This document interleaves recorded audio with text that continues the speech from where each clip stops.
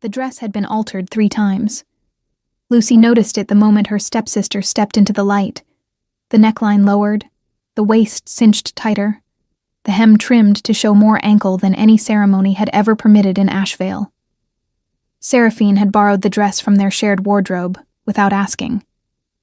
That wasn't new. What was new was the occasion she had chosen to wear it to. The Alpha King's selection ceremony. Lucy stood near the back of the great hall, pressed against the cold stone wall as if the wall itself might swallow her whole and spare her the next few hours. The hall smelled of burning pine resin and melted beeswax, of women's perfume thick enough to taste, of polished boots and nervous sweat beneath formal wool. 200 wolves from 3 different packs had gathered under the vaulted ceiling of Ashvale's main stronghold, and every single one of them had something she did not. A wolf. She had turned 23 the previous winter without her wolf ever surfacing. No shift, no instinct, no inner presence curling at the base of her chest, the way the others described it. That warm, ancient weight of a second soul sharing your body. Nothing.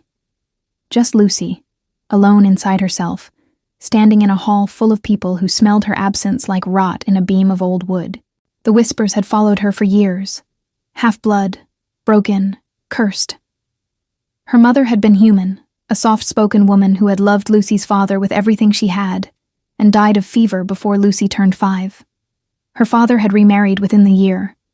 Seraphine and her mother, Countess Riva, had arrived with their trunks, their perfume, and their particular talent for making Lucy feel like an inconvenience in her own home. And then, 8 months ago, her father had died too.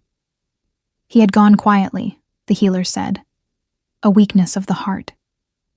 Lucy had sat beside his bed for 3 days, holding a hand that had rarely reached for hers in life, and she had not cried until she was alone in the dark corridor outside, kneeling on cold stone with her knuckles pressed to her mouth. She had not allowed herself to fall apart in front of Riva. She would not give the woman that. Now Riva controlled the household accounts, the estate grounds, and, through some arrangement Lucy had never been shown in writing, the terms of Lucy's continued residence at Ashvale. She was not exactly a prisoner, but the distinction, on certain mornings, felt academic. "You are here as a courtesy," Riva had told her the week before the ceremony was announced.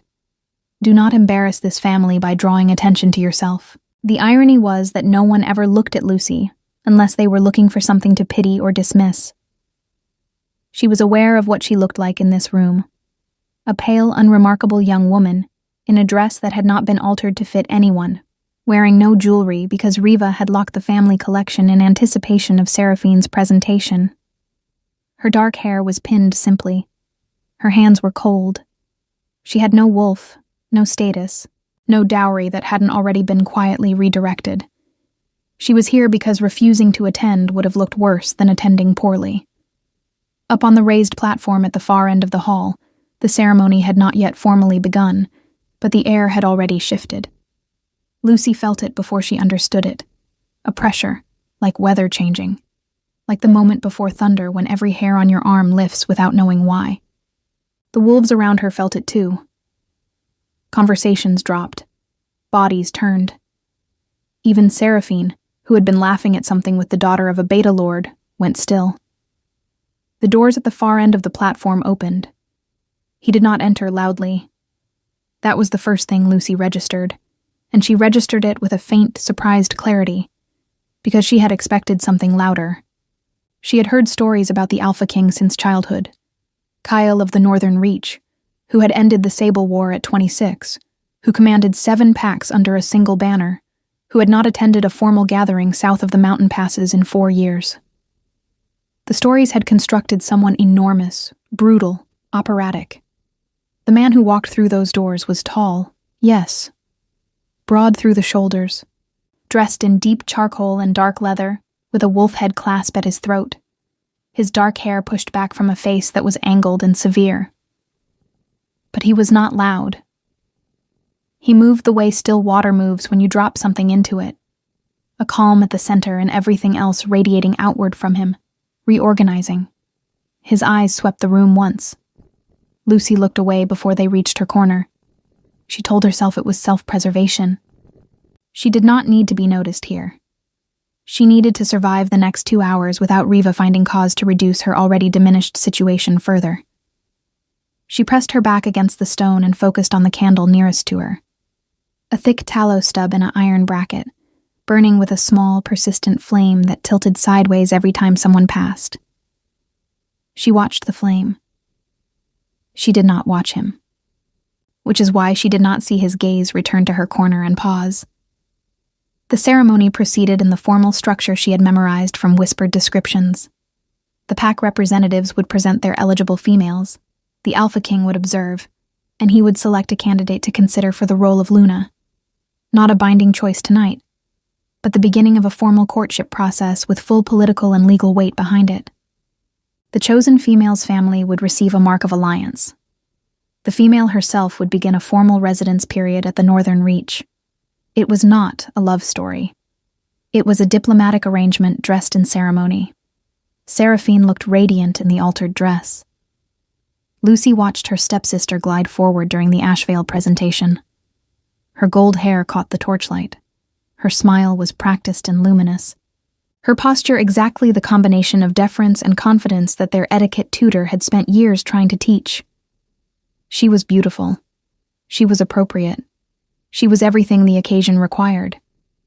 Riva, standing 2 bodies away from Lucy, exhaled slowly through her nose. It was the exhale of someone who believed they had already won. The presentations continued. Names called, women stepping forward, a murmur of evaluation running through the room like water finding level. Lucy stayed against the wall and tried to feel nothing particular. She was good at that, usually. She had practiced it into a kind of art. The careful flattening of want, the tamping down of anything that might hurt more than its absence already did. She was thinking about the candle again when she heard her name. Not announced from the platform. Not called by a herald. Spoken quietly, beside her. She turned. One of the king's personal guards stood at her left, a tall man in Northern Reach gray, his expression professionally blank. "Lucy of Ashvale," he said again. Not a question. Her voice came out steadier than she felt. "Yes. His Majesty requests your presence on the platform." The silence that followed that sentence lasted approximately 2 heartbeats. Then the hall around her seemed to inhale. She looked toward the platform. Cale stood at its center, his hands clasped behind his back, and he was watching her with an expression she could not read from this distance. Not hunger, not performance. Not the kind of predatory interest she had seen on the faces of men who thought a wolfless girl had no recourse. Something more measured. Something that felt, inexplicably, like recognition. She had never seen him before in her life. "There must be a mistake," she said quietly to the guard. "There is no mistake." From across the room, she felt Riva's stare like a blade between her shoulder blades.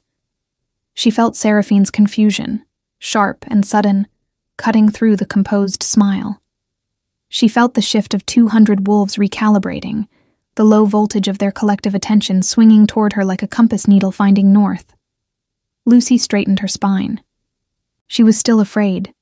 She was cold, and her hands were still empty of any power that might make this make sense, and the walk from the back wall to the front platform was the longest she had ever imagined taking. But she took the first step anyway, because she understood, even without understanding anything else, that staying still was the only thing that would truly be the end of her. She walked. She did not look at Riva. She did not look at Seraphine. She kept her eyes forward, on the candles, on the stone, on the careful placement of each foot, until the stairs of the platform were beneath her, and she had no choice but to look up. Up close, he was even harder to place. Not because his features were difficult. They were sharply defined, a face that had been arranged by something older than beauty into something more durable, but because the quality of his attention was not what she had expected. He was not looking at her the way a man looks at a woman he intends to use. He was looking at her the way someone looks at a thing they have been searching for, and finally, quietly, found. It made her deeply uneasy. "You are Lucy," he said. His voice was low, unhurried. Not a question. Again. Yes, she said, and I have no wolf, no title beyond my father's name, and no particular reason to be standing on this platform, in case no one mentioned that to you. Something shifted in his expression. Not offense, almost the opposite. I know, he said. She waited for him to explain. He did not. And in the silence that followed, with 200 witnesses at her back and a king's steady gaze on her face, Lucy felt something she had not felt in years, not hope, which she had learned to distrust, but something more dangerous. The distinct animal certainty that her life had just changed in a way she was entirely unprepared for. The ride back to the Ashvale estate took 20 minutes by carriage. Lucy knew, before the wheels had even cleared the stronghold gates, that those 20 minutes would be the last quiet ones she would have for a long time. She sat across from Riva and Seraphine in the narrow compartment, her hands folded in her lap, the darkness outside broken only by the occasional torch post along the road. The horses moved at a pace that felt almost leisurely, given the pressure building inside the carriage like heat before a fire fully catches. Seraphine said nothing. That was worse than the alternative. Her stepsister's silence was a specific kind, the silence of someone rewriting a story they thought they already knew, searching for the page where everything had gone wrong. She sat with her gold hair still perfect, her hands tight in her lap, her eyes fixed on the carriage window, with an expression that Lucy recognized from years of careful observation. Controlled fury dressed as composure. Riva spoke first. You will decline. Lucy turned her head slowly. I beg your pardon. You heard me. Riva's voice was the same temperature it always was, not raised, not sharp, just flat and absolute in the way that stone is flat and absolute. Tomorrow morning you will send a formal reply to the Northern Reach delegation expressing gratitude for the honor and respectfully withdrawing your name from consideration. I will have the letter drafted by the household scribe tonight. He didn't ask for my name, Lucy said. He asked for my presence. He already has my name. Do not be clever with me. The flatness in Riva's voice developed an edge. You have no wolf. You have no station beyond what my household extends to you out of respect for your father's memory. You have nothing to offer a king, and whatever display of eccentricity led him to single you out tonight will dissolve the moment his advisors remind him of the realities of political alliance. The only thing you can do with what happened tonight is manage it quietly before it becomes an embarrassment to this family. This family. The phrase had always been a particular instrument of Riva's, wielded to include Lucy when inclusion served some purpose, and to exclude her when it did not. Tonight it meant, you are a problem to be managed. Lucy looked at her stepmother for a long moment. Outside, the torches passed in slow, even intervals, and each one threw a bar of orange light briefly across Riva's face, before leaving it again in shadow. I'll consider it, Lucy said. It was not agreement. Riva heard it as one, and the carriage completed its journey in silence. She did not sleep. Her room was at the east end of the house, the smallest of the family rooms, situated above the kitchen so that in winter the rising warmth from the hearth below was the only thing that kept the walls from going damp. She had lived in it since she was 9 years old, since Riva and Seraphine had arrived, and the quiet reorganization of the household had begun, subtle at first, then less so, until Lucy had simply learned to occupy less space and make less noise, and be grateful for what remained. She sat at the narrow window with a candle burning beside her, looking out at the grounds. The night was clear and cold. The garden below, which had been her mother's garden once and was now mostly decorative hedge maintained by a groundskeeper who had served the estate longer than Riva had, lay still and silver under a half-moon. She was thinking about his eyes. Not in the way she would have preferred not to be thinking about them. Not with any softness. Not with the warm unsteadiness that young women in stories described when they thought about kings. She was thinking about them analytically, which was how she thought about most things that unsettled her. She was cataloging. He had looked at her like he recognized her. She had never seen him. He had looked at her like a decision already made. She had given him nothing to decide on. He had looked at her, And not at Seraphine. Not at any of the presented daughters of allied houses. Not at any of the women who had been prepared for precisely this occasion. He had looked at her. The candle shifted in a draft from the window frame. She pressed her palm flat against the cold stone sill. She heard the voices just after the candle guttered back to steadiness. Not in the room. Below, on the other side of the wall, in the narrow servants' corridor that ran behind the east wing rooms, where sound traveled with a peculiar clarity, because the walls were old, and the plaster between the stones had thinned with age. She had discovered this architectural accident at 12 years old, and had never told anyone about it. She had never had reason to use it deliberately. She used it now. She pressed her ear gently to the wall. Cannot let this proceed. Riva's voice, stripped of its drawing-room flatness, faster, tighter. Everything depends on Seraphine being selected. The debt arrangement with Lord Fenwick requires a political alliance of this tier, or he calls it in by spring. Do you understand what that means? The estate, the accounts, everything. Then we fix it. A man's voice. Lower, careful. Lucy didn't recognize it at first, and then she did. Borlan, the household steward. Her father's steward, whom Riva had retained after the funeral. The wolfless girl is a problem, but problems have solutions. She cannot be simply discouraged. You saw the way he looked at her.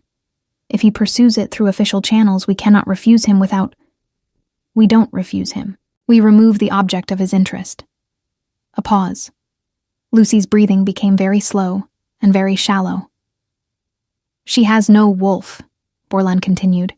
She has no pack status to invoke protection. If she were to become unavailable, if she were to fall ill before the delegation returns.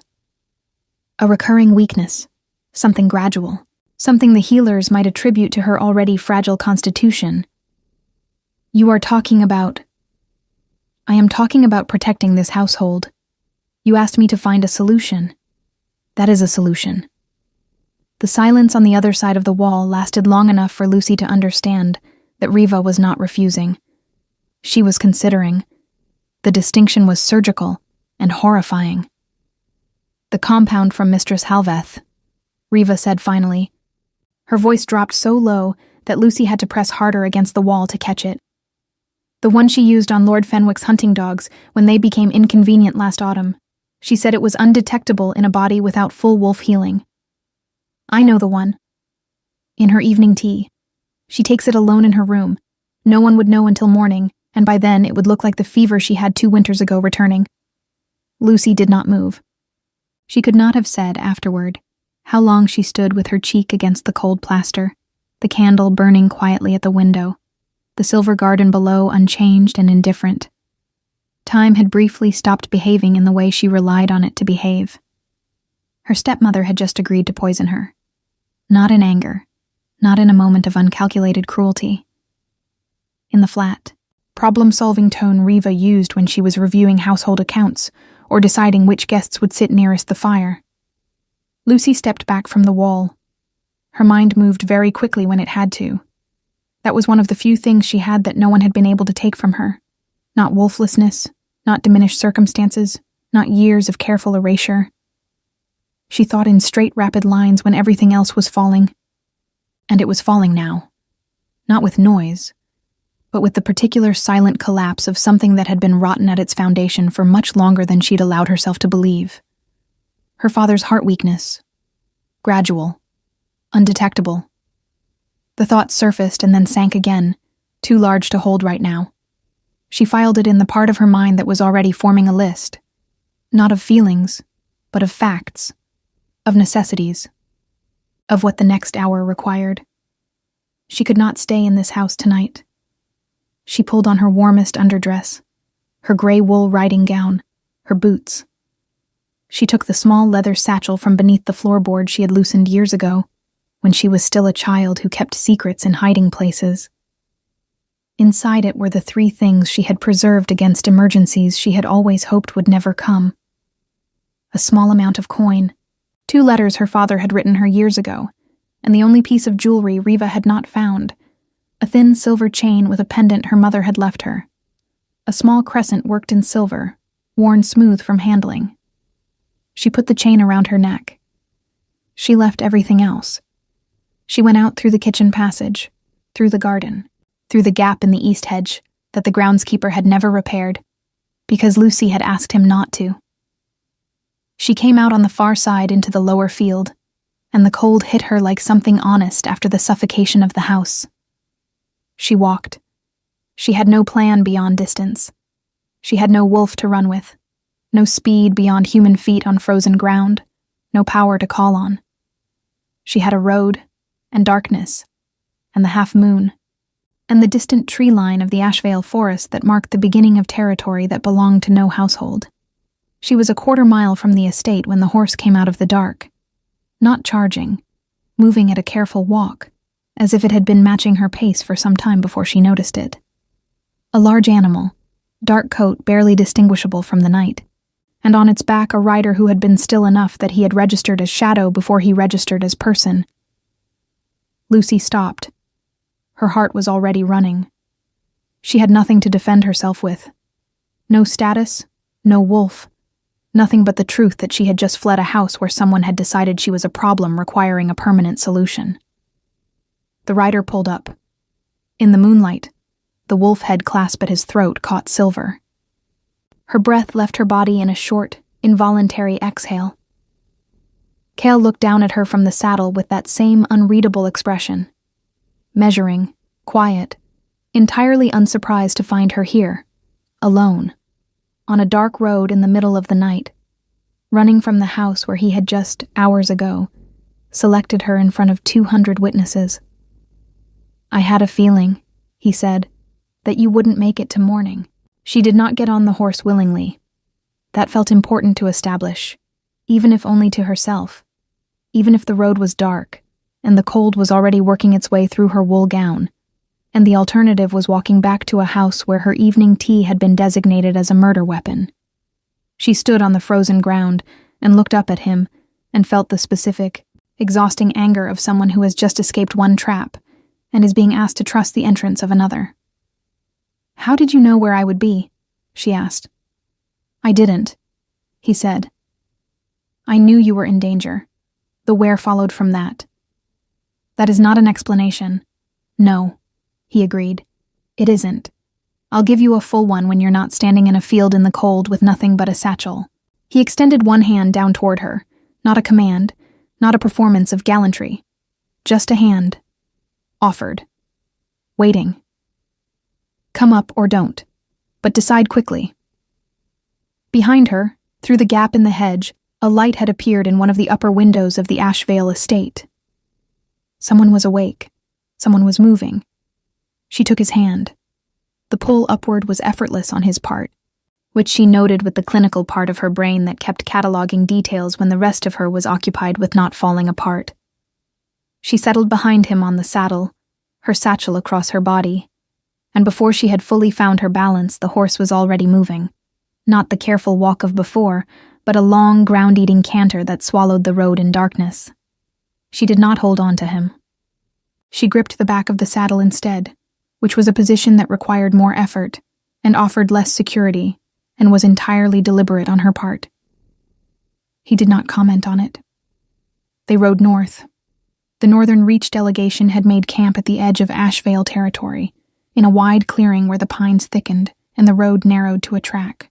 It was a proper camp, not the improvised overnight shelter of travelers, but something structured and intentional, with large canvas tents, a central fire, horses on a picket line, and a perimeter of guards whose posture communicated that they had been expecting arrivals and were prepared for complications.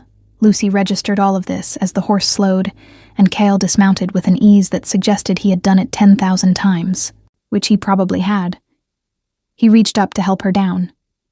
She managed the dismount herself, less gracefully, and landed on ground that was slightly uneven and caught her off balance for one unsteady moment before she righted herself. A woman emerged from the largest tent, tall, somewhere in her late 40s, dark-skinned and sharp-eyed, wearing a traveling coat and an expression that suggested she had also been awake and had also not been surprised by what she was seeing. This is Marin, Kyle said. My head of household. She'll find you something warm and something to eat. We'll talk in the morning. We'll talk now, Lucy said. He looked at her. The firelight reached just far enough to show the edge of his expression. Not irritation. Not the particular exhaustion of a powerful man being inconvenienced. Something more like consideration. Now, he said. Now, she confirmed. Marin's sharp eyes moved between them and settled into a careful neutrality. I'll have tea brought to the main tent, she said, and withdrew. The tent was warmer than she expected, lit by 2 oil lamps and a small iron brazier, the floor covered in overlapping rugs of dark wool. A table with maps, camp chairs. A simplicity that felt like choice rather than deprivation, as though the man who slept here had everything he could want, and had decided he did not particularly want most of it. Lucy sat. She wrapped her hands around the cup that appeared. Not the poisoned tea of her nightmares, just plain black tea, slightly bitter, radiating heat into her palms. She felt her body begin to remember that it was cold and tired, and running on the particular hollow energy of shock. She told him everything, not because she trusted him. She was precise about that in her own mind. She was telling him because information was the only currency she currently had, because withholding it served no strategic purpose, and because the conversation through the wall had contained details that were too specific and too dangerous to keep inside her own head without somewhere to put them. She told him about Riva and Borlan, the debt to Lord Fenwick, the compound from Mistress Halveth, the evening tea. And then, in a voice that came out quieter than she intended, she told him about her father. Cale sat across from her and listened the way she had never experienced being listened to, without interruption, without the small repositioning movements of someone forming their response while she was still speaking. He was entirely still. He watched her face with that measuring attention, and when she finished, he remained quiet for a moment that was not awkward, but simply full, the way silences are full when someone is actually thinking rather than performing thought. Your father's illness, he said. How long was he unwell before he died? 3 months. The healers said it was his heart. Did he have any history of weakness before that? She thought about it. Really thought. The way she had not allowed herself to because the alternative hurt too much. No, she said slowly. He rode until 6 months before he died. He was not a young man, but he was not declining. And then suddenly he was. Cale nodded once.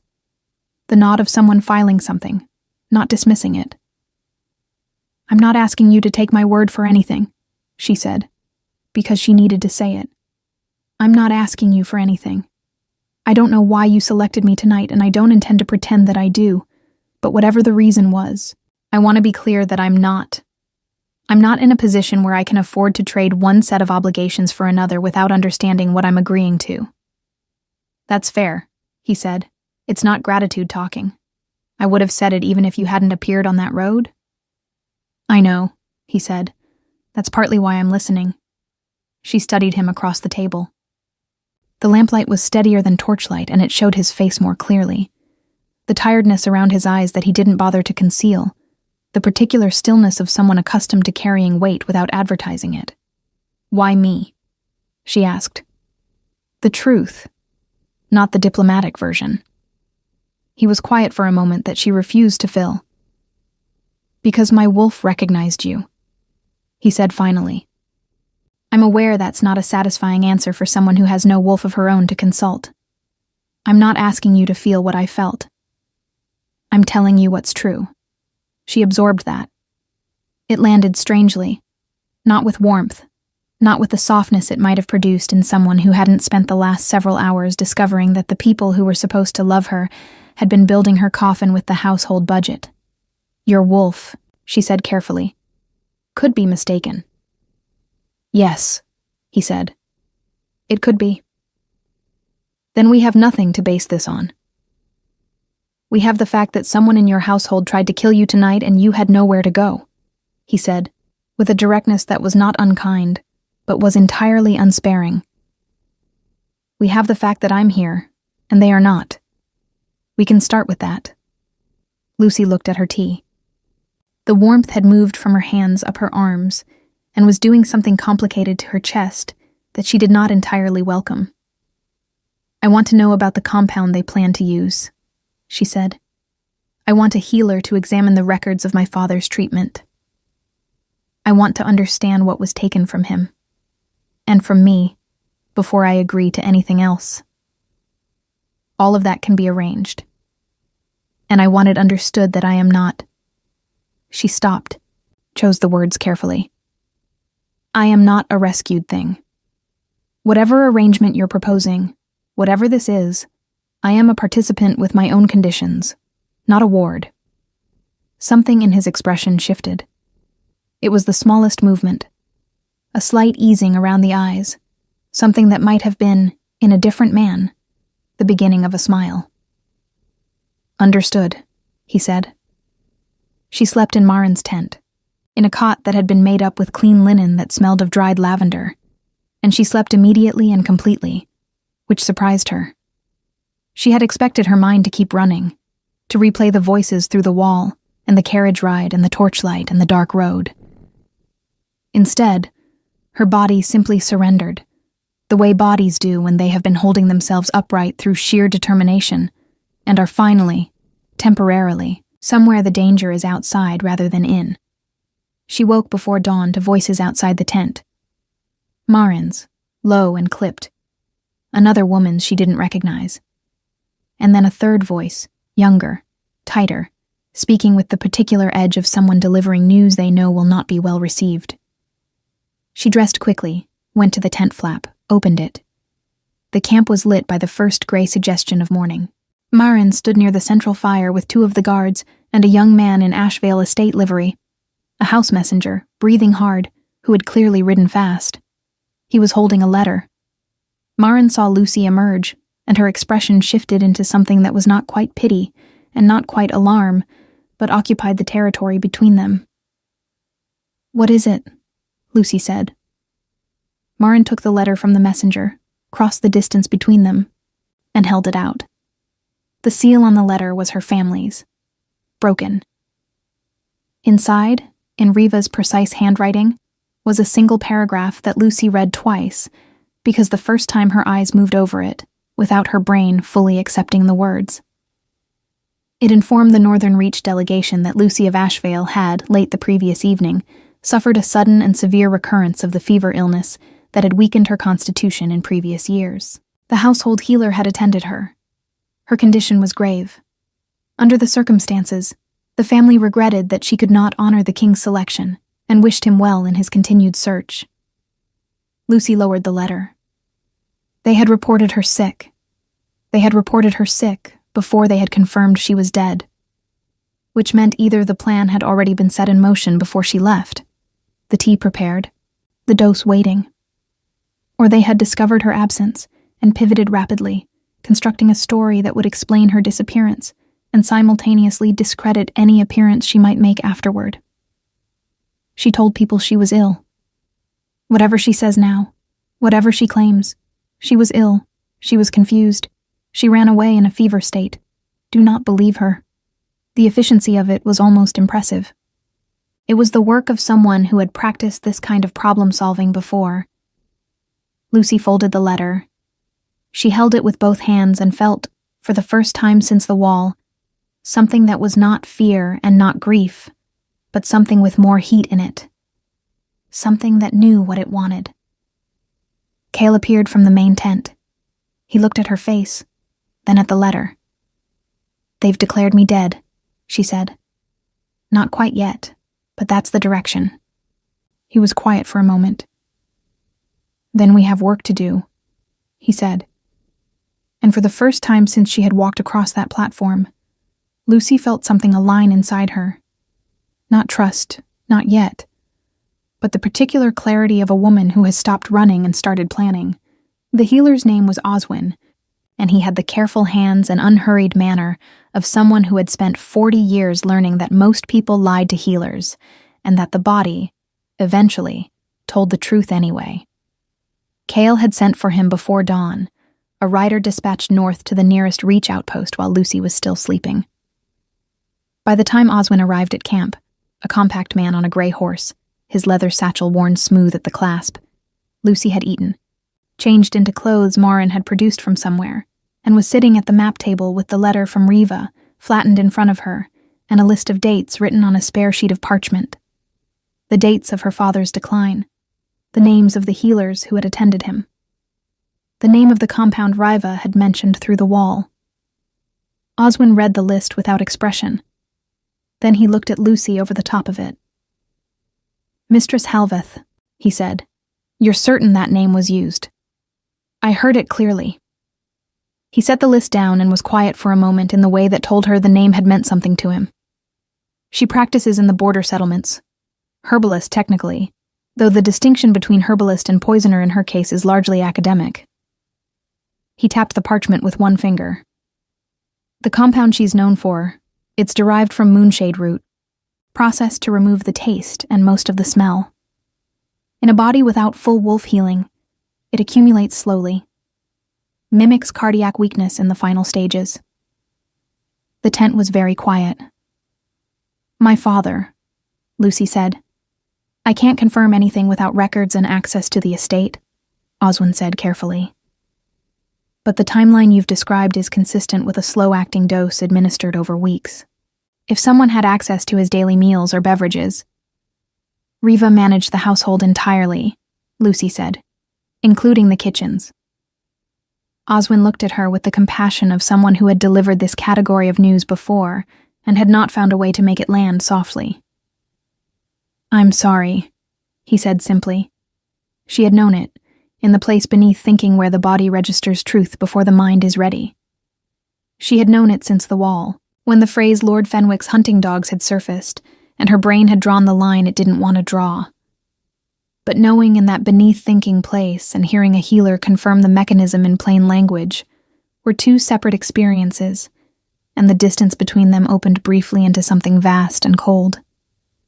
She pressed her hands flat on the table. She breathed. "What do I need?" she said. "To prove it." Cale gave her the answer to that question not as comfort, but as strategy, which was the right instinct. He spread a map across the table, Ashvale territory, the surrounding packlands, the road south to the border settlements, and he spoke to her as he would have spoken to an advisor. Directly, with the assumption that she could follow complexity without needing it simplified. They needed 3 things. First, documentation. The estate's household accounts for the period of her father's illness, which would show purchases of unusual compounds or payments to Mistress Halveth. Second, testimony. A witness willing to speak to what they had seen inside the house, someone with access who had not been complicit. Third, the compound itself, or evidence of its source, ideally Halveth's records, which under territorial law could be subpoenaed in cases of suspected poisoning if a formal complaint was lodged with the Pack Council. "The Pack Council," Lucy said. "Ashvale falls under the jurisdiction of Beta Lord Crane's council.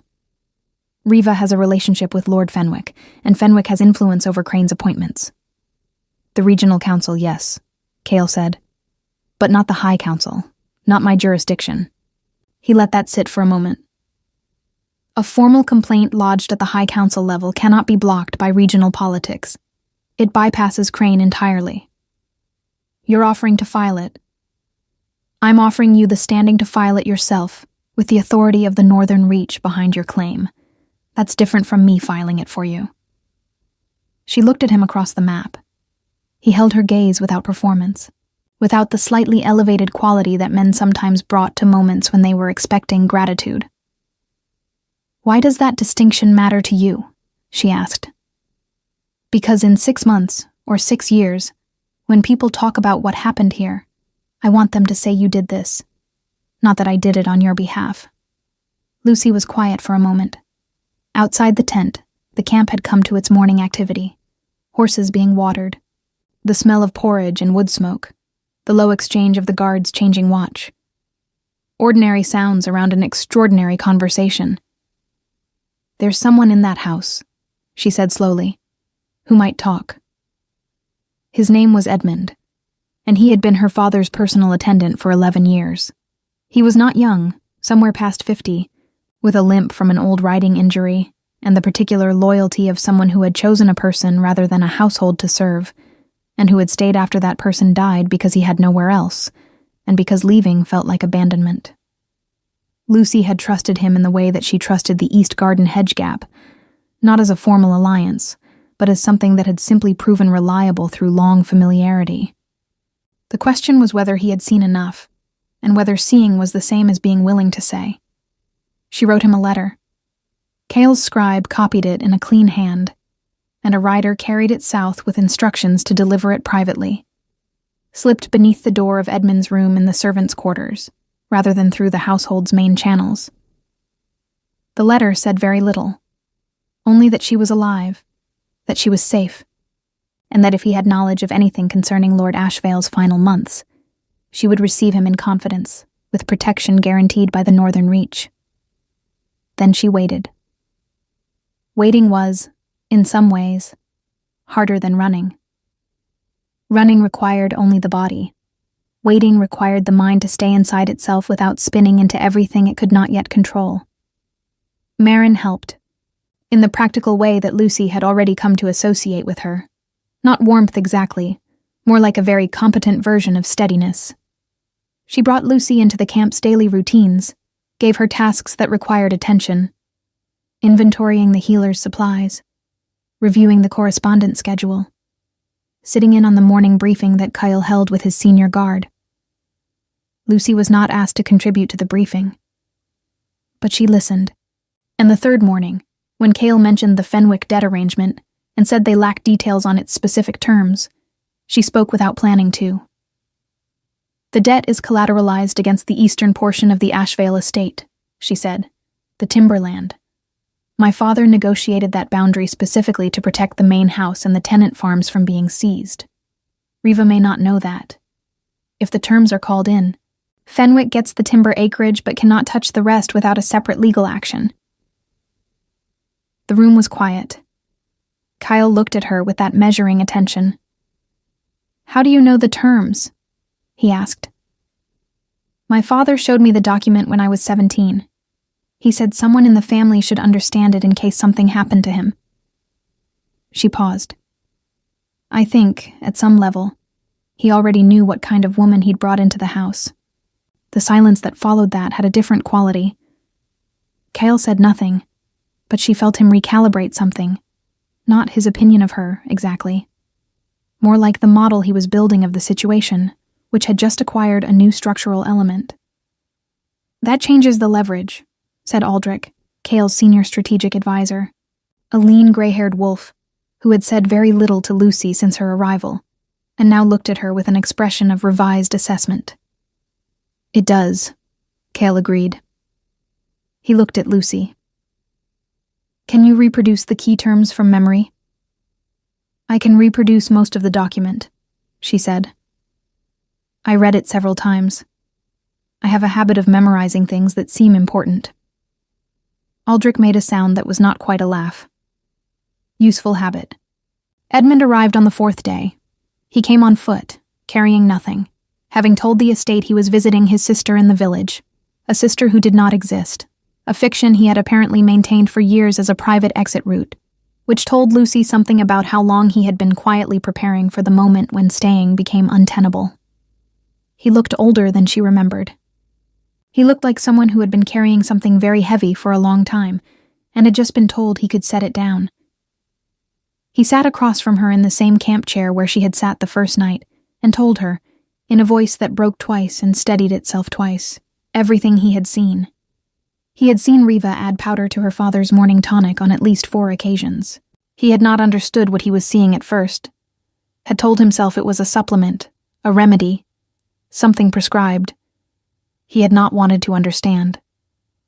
And then her father had begun to decline, and Edmund had understood, and he had done nothing, and that nothing had been eating him from the inside ever since. "I was afraid," he said. "She would have dismissed me. I had no proof, No standing, no. I was afraid. I know, Lucy said. I should have. Edmund. She waited until he looked at her. You're here now. He gave his testimony to Oswin in formal terms that the healer recorded in writing, signed and sealed with his professional mark.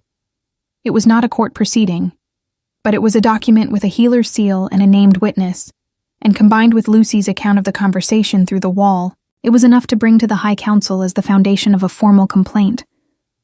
The complaint was filed 6 days after Lucy had walked out through the garden hedge with a satchel and a silver crescent around her neck. She was standing at the edge of the camp's tree line when Cale found her that evening, looking north toward the darkness between the pines. The air smelled of cold earth and pine resin and the distant suggestion of snow that hadn't fallen yet. He stood beside her, not close enough to crowd. Close enough that she was aware of the warmth of him against the cold air. It will take the council 2 weeks to convene, he said, possibly 3. I know. You could come north while we wait, to the Reach. It would be safer than remaining in border territory. She considered the tree line. And what would I be at the Reach, while we wait? He was quiet for a moment. Whatever you want to be, he said. That's not a diplomatic answer. It's the true one. She turned to look at him. In the darkness, his face was composed, steady, that quality of stillness she had noticed from the first moment and had not yet entirely decided what to do with. He did not look like a man issuing an invitation he expected to be declined. He looked like a man who had learned to offer things once, clearly, and then wait. I need you to understand something, she said, about what happened to me in that house. It wasn't only Riva. It was years of being made to feel that my existence was a problem, that having no wolf meant having no worth, that I was tolerated, not... She stopped. I am not going to walk into a new place and perform gratitude.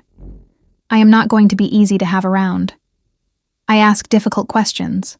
I don't defer when I think something is wrong, and I will not pretend to feel things I don't feel, just because it would be more convenient. I know, he said. You don't know me. No, he agreed. But I've watched you for 8 days. It's a reasonable beginning. The wind moved through the pines above them, a long exhaling sound. Somewhere behind them, the campfire snapped. Lucy turned back to the trees. I'll come north, she said. But I'm filing the formal statement myself, in my name, in front of the council. I would expect nothing else, he said. And standing in the cold at the edge of the firelight, Lucy felt something she had not let herself feel in a very long time. Not safety, not yet, because safety was something you built rather than something you found, but the beginning of the conditions under which safety might, eventually, be possible. It was enough, for now, to keep moving toward it. The High Council chamber smelled of old stone and candle wax, and the particular kind of authority that accumulates in rooms where consequential things have been decided for a very long time. Lucy had not slept the night before, not from fear, or not only from fear, but from the specific wakefulness of someone who has been moving toward a moment for weeks and finds, when the moment finally arrives on the horizon, that the body refuses to pretend it is ordinary. She had lain in the room Marin had prepared for her at the Northern Reach, in a proper bed with a carved headboard and linen that smelled of dried chamomile, and she had stared at the ceiling and gone over every word she intended to say until the words were worn smooth and certain in her mind. The Northern Reach was nothing like she had imagined. She had expected severity, stone and cold, and the stripped-down functionality of a military stronghold. What she found instead was a place that had been built with a particular philosophy, strength expressed through permanence rather than display. The Great Hall had tapestries, yes, but they showed landscapes rather than conquests. The library, and there was a library, substantial and well-ordered, had books in 4 languages. The kitchen smelled every morning of fresh bread and wood smoke. The people who served there moved without the particular tension of a household where fear was the primary management tool, and that absence of tension was so unfamiliar to Lucy that it had taken her several days to identify what was different. Nobody here watched her sideways. Nobody calculated her usefulness before deciding whether to speak to her. She had been there for 16 days before the council convened.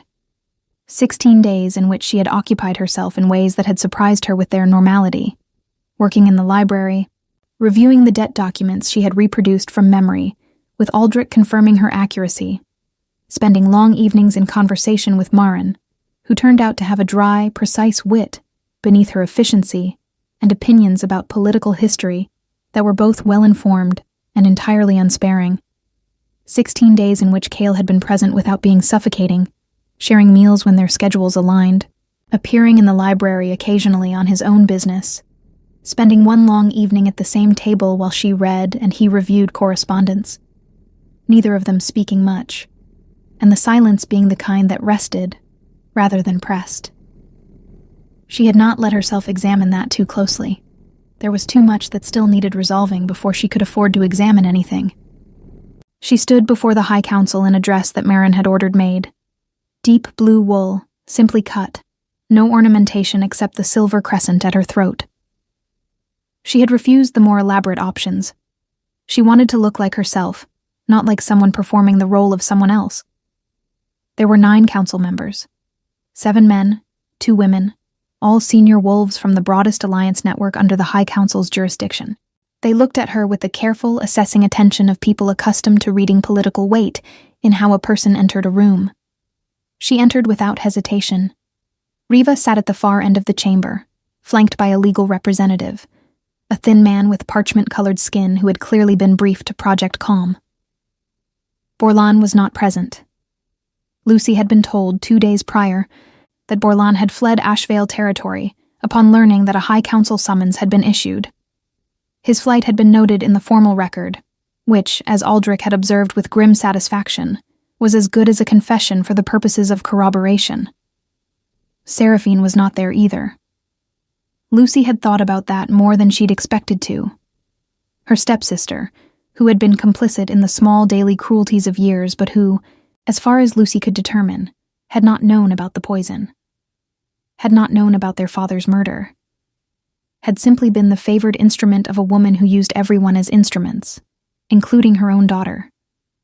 Lucy did not feel warmth toward Seraphine. But she felt something more complicated than pure anger, and she had decided that complication could live in its own space, unresolved, without needing to be settled today. Today was about her father. She delivered her testimony in full, in the measured voice she had practiced until it stopped shaking. She described the conversation through the wall with specific detail, dates, names, the precise words she had heard, the compound named, the method discussed. She presented Oswin's documented testimony and Edmund's signed statement. She presented the household account records that Cale's investigators had obtained through the council's subpoena authority. Records that showed 3 payments to Mistress Halveth in the 4 months preceding her father's decline, recorded under a false category in the ledger. She presented the reconstructed debt document and explained the deliberate misrepresentation that Riva had used to frighten Seraphine into compliance. That the debt would take everything, when in fact the main estate and tenant farms were legally protected. She explained that Riva had needed a high-tier political alliance to restructure the debt on favorable terms, and that Seraphine's selection by the Alpha King had been intended to provide exactly that. And that when Lucy had been selected instead, she had become an obstacle to be removed by the same method that had already been used once before, successfully, on her father. The chamber was very quiet when she finished. One of the female council members, a wolf with silver-streaked hair and an expression of focused attention, said, "You have stated that you have no wolf. You have no formal pack standing. What standing do you claim in bringing this complaint?" "I claim the standing of a daughter whose father was murdered," Lucy said, "and the standing of a woman who was targeted for the same. I don't believe pack status is required to report a crime to this body. If I'm wrong about that, I'd ask the council to clarify the provision." The council member looked at her for a moment. Then, with the smallest inclination of her head, "You are not wrong." Riva's representative spoke for 40 minutes. He was skilled. Lucy gave him that. He raised questions of evidence integrity, of Lucy's mental state during the period in question, of the reliability of testimony from a wolfless woman who had, by her own account, fled the household in the night and subsequently placed herself under the protection of a politically interested party. He was building the story Riva had started building the moment Lucy disappeared. Confused girl, fever, unreliable, running. But the account records sat on the council table with Halveth's name on them in Riva's own handwriting. And Halveth herself, it emerged during the proceedings, had been located by the Northern Reach investigators in the border settlement where she worked, and had provided a statement of her own. Not out of conscience, Lucy suspected, but because when a King's investigators arrived at your door with documentation of illegal compound sales, cooperation became the more self-preserving option. Halveth's statement confirmed the purchases, confirmed the compound, confirmed that the woman who had commissioned it had described the target as an older man with no wolf healing, phrasing that matched Lord Ashvale with precision. When the council retired to deliberate, it took them less time than Lucy had expected. Riva was found formally culpable on all primary charges: willful poisoning resulting in death, conspiracy to commit a second poisoning, falsification of household records, and fraudulent misrepresentation of legal documents. The legal representative sat very still when the findings were read. Riva herself, for the first time in Lucy's experience of her, had no expression at all.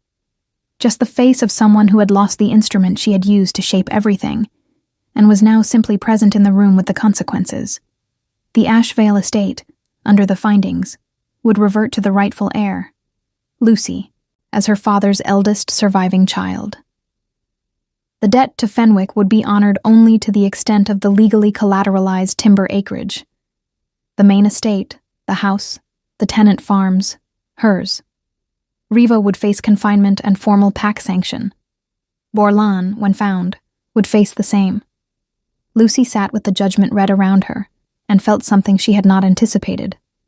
Not triumph, not the hot satisfaction she had imagined when she had pressed her ear against the cold wall weeks ago and felt rage begin to replace fear. Something quieter. Something that felt more like setting down a very old weight than like winning a fight. Her father was still dead. The years in that house were still years. No judgment restored those things. But he had not simply weakened and died. He had been taken. And now the record said so, plainly, in the language of formal truth. And that mattered in a way she hadn't fully understood until it was real. Kyle was waiting outside the chamber.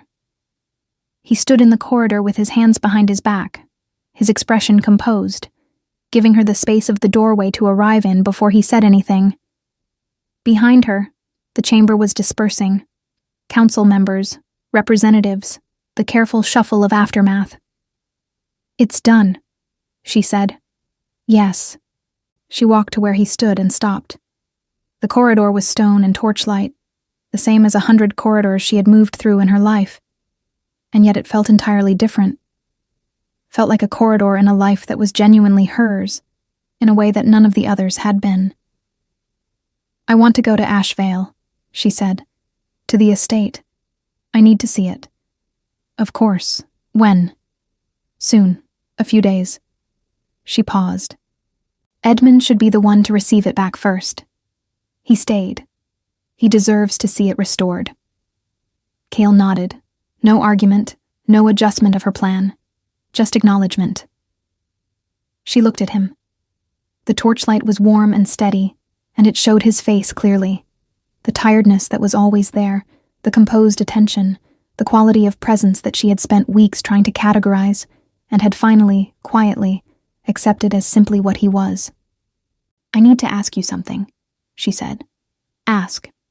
"Your wolf," she said carefully. "What you told me the first night. That it recognized me." She held his gaze. "I don't have a wolf to consult. I can't feel a bond the way you can. I don't know if what I feel is... I don't know what to call it. I'm not sure it has a name I trust yet." She stopped. "But I know that I want to stay. Not because I have nowhere else to go. I have somewhere now. My own somewhere. I want to stay, because when I imagine leaving, Something in me refuses, in a way that has nothing to do with strategy or safety. She exhaled slowly. I don't know if that's enough. Kyle was quiet for a moment that held more weight than most conversations. It's more than enough, he said. It's everything. He reached out slowly, in the careful way he always did, the way that asked before it arrived. His hand covered hers where it hung at her side, warm and steady, and she turned her palm up and held on. Not because she had no wolf, not because she had no choice, because she chose it, fully, with her eyes open and her past accounted for, and her own name solid beneath her feet. The seasons moved. Edmund returned to Ashvale with Lucy, and wept quietly in the entrance hall when the door opened and the house smelled of itself again. Cold stone and old wood, and the faint ghost of her mother's garden coming through the east window. Lucy stood in her father's study and held his old letters in her hands, and allowed herself finally to grieve properly. Not the compressed, guarded grieving of a woman who couldn't afford to fall apart, but the full, honest grief of a daughter who had loved a flawed man and lost him twice, once to death, and once to the truth of how it happened. She cried until she was empty. Then she washed her face and went downstairs and told Edmund to open the house. Seraphine came, 2 months later, alone, without the performance of Riva's household behind her. She was quieter than Lucy had ever seen her. She said she hadn't known about the poison. Lucy believed her, with the particular nuance of someone who understands that not knowing and not looking are sometimes the same thing, and that Seraphine would have to live with that distinction herself. They were not reconciled in any simple sense. But Lucy told her she could write, and meant it, and left the door at that width. Riva spent 3 years under formal PAC sanction in a confinement house in the northern settlements. She was not released into any PAC territory that bordered Ashvale. She did not write. Lucy did not expect her to. Borlan was found in a port settlement 4 months after the judgment. He was returned, tried under the same findings, and sanctioned accordingly. Mistress Halveth lost her practice license and was barred from operating in any PAC-affiliated territory. She complied, because the alternative was considerably worse. Lord Fenwick, deprived of his expected political alliance and forced to accept the timber acreage as full settlement of the debt, spent a season attempting to challenge the terms legally. He lost. Aldrich, who handled the counter-documentation, described the experience afterward as one of the more enjoyable afternoons of his professional career. The wedding was held at the Northern Reach in late autumn, when the pines held the last of their warmth and the air smelled of wood smoke and cold sky. It was not a large ceremony. Lucy had no interest in a large ceremony, and Cale, who could have commanded an event of sweeping political theater, seemed to find the idea of that equally unappealing. What they had instead was something real. The people who had mattered through the difficult months. The stone hall lit by 100 candles, Marin in the front row with the expression of someone who had seen this coming since the second day and had been patient about it ever since. Lucy wore deep blue again. No crown, not yet. That would come with the formal investiture, the political ceremony that would make her Luna of the Northern Reach before the broader alliance. That was for later. Today was for this. Standing in the candlelight with the silver crescent at her throat and her own name claimed, and her father's memory honored, and a man beside her who had seen her at her most broken and had not looked away. Kyle took her hand the same way he always did, asking before arriving. She turned her palm up and held on. The officiant spoke the old words, the words that the PACs had used for longer than anyone living could remember, and Lucy listened to them with a quality of attention she rarely gave to ceremony. When her part came, she said it clearly and meant every word, not because destiny had arranged her here, but because she had chosen it, step by step, from a frozen field in the dark, to this warm room. She was 23 years old, and she had no wolf, and she had survived everything that had been designed to unmake her. She was also, as of this moment, Luna of the Northern Reach, standing beside the Alpha King, with her estate restored and her father's name cleared, and a house full of people who had chosen to be there. She was not the outcast sister anymore. She was Lucy Ashvale, and she had built something true from the wreckage of everything false. And it would last. The candles burned. The hall was warm. Outside, the first snow of the season had begun to fall, soft and quiet over the pine forest, over the stone walls, over the world that was finally entirely hers. It was enough. It was more than enough. It was everything.